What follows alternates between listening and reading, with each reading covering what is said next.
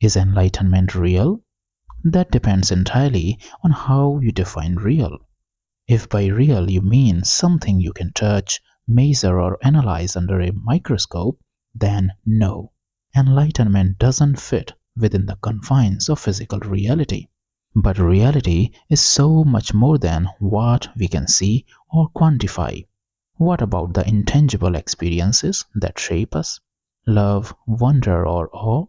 Enlightenment belongs to this realm. An inner awakening, a profound transformation that shifts how you see yourself and the universe around you. Enlightenment in its truest form is not a destination you can reach through sheer effort or discipline. It's not a trophy to be earned or a skill to be mastered. Instead, it's a profound shift in consciousness, an awakening to the truth that has always been present yet often goes unnoticed.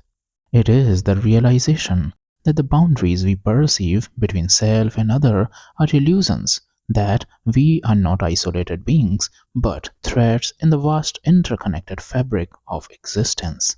This realization is not about entering a new state, but recognizing the state you have always been in.